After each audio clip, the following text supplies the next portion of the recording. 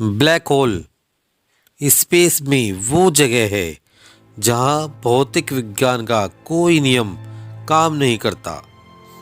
इसका गुरुत्वाकर्षण क्षेत्र बहुत शक्तिशाली होता है।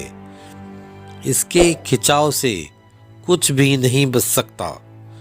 आइंस्टीन बता चुके हैं कि किसी भी चीज का गुरुत्वाकर्षण केंद्र स्पेस को इसके आसपास लपेट देता है और इसे कर्व जैसा आकार दे देता है।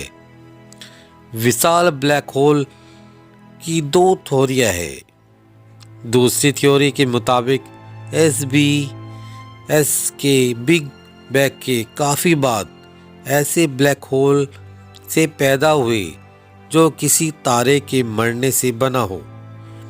इस केस में शुरुआत में SMBH सूरज से मास में कुछ हजार गुना ज़्यादा होंगे और बाद में आसपास के सितारों और गैस के इनमें सामने से एक और विशाल होते चले जाएंगे। यदि ब्लैक होल में गिर जाए तो क्या होगा? अगर आप ब्लैक होल में गिर जाए तो क्या होगा, सोचा कभी आपने?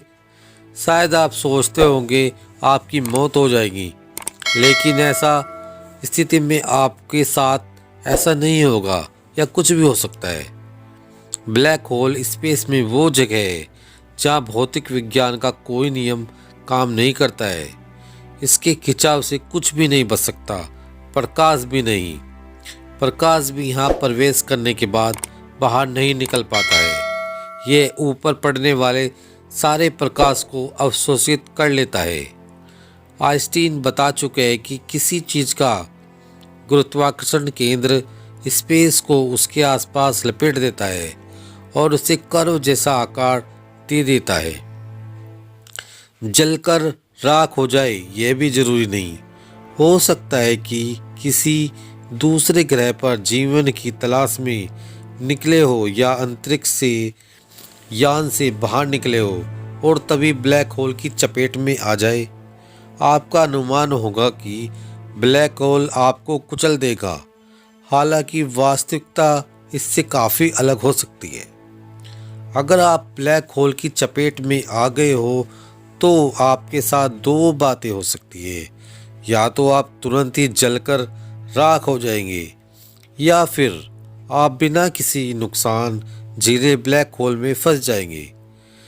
जब कोई विशाल तारा अपने अंत तक की ओर पहुंचता है तो वह अपने ही भीतर सिमटने लगता है। धीरे धीरे वह भारी भरकम ब्लैक होल में बन जाता है और सब कुछ अपने अंदर समेटने लगता है। जब आप ब्लैक होल के अंदर पहुंचते हैं केंद्र तक, वो आसमान घुमावदार होता है।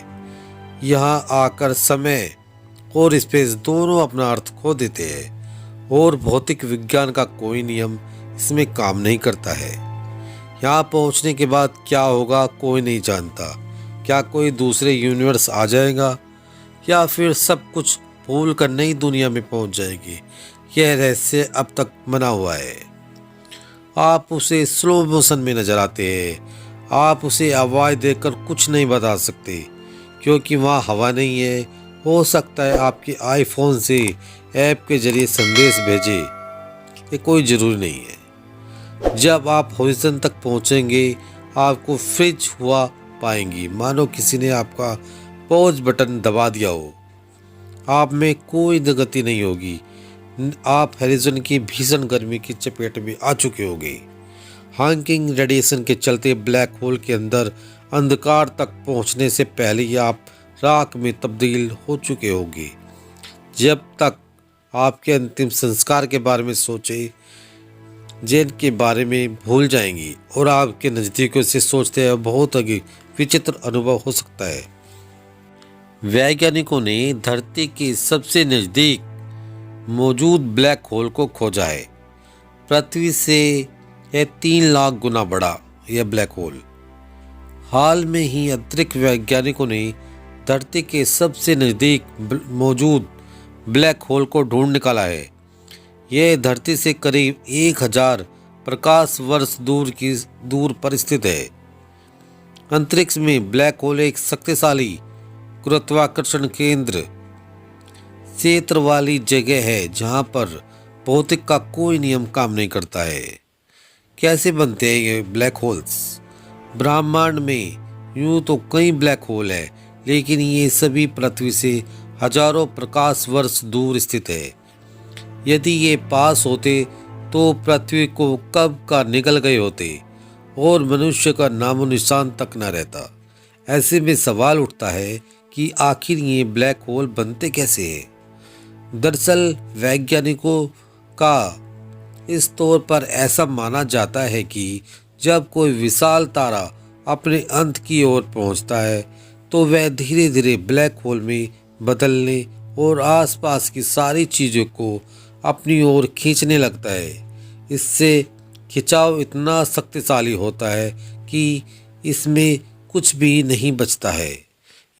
यहाँ तक कि एक बार ब्लैक होल के अंदर प्रकाश भी चला जाए तो वो भी फिर कभी भी बाहर नहीं आ सकता है।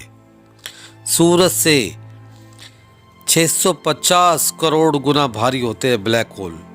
वैज्ञानिकों ने पिछले साल M87 आकाशगंगा में मौजूद एक ऐसा ब्लैक होल की तस्वीर जारी की है जिसमें बताया गया है कि आकार में ब्लैक होल पृथ्वी से 30 लाख गुना बड़ा और वजन में सूरज से 650 करोड़ गुना भारी हो सकता है। इसे ब्रह्मांड का सबसे बड़ा ब्लैक होल माना गया है। माना जाता है कि ब्रह्मांड के करोड़ों तारों को मिलाकर जितनी रोशनी होगी कई गुना ज़्यादा चमकदार है। ब्लैक होल इतनी शक्तिशाली गुरुत्वाकर्षण क्षेत्र वाली कोई ऐसी खगोलीय वस्तु है जिसके खिंचाव से प्रकाश सहित कुछ भी नहीं बच सकता है। काले छिद्र के चारों ओर घटना क्षितिज नामक एक सीमा होती है जिसमें वस्तुएं गिर तो सकती है परंतु बाहर नहीं निकल सकती है। इसे कालाकर्षण इसलिए कहा जाता है क्योंकि यह अपने ऊपर पड़ने वाले सारे प्रकाश को अवशोषित कर लेता है और कुछ भी परिवर्तित नहीं करता है। यह ऊष्मा गतिकी में ठीक एक प्रकार या आदर्श कृष्णिका की तरह है। काले छिद्र का क्वांटम विश्लेषण यह दर्शाता है कि उनमें तापमान हांकी विकिरण होता है।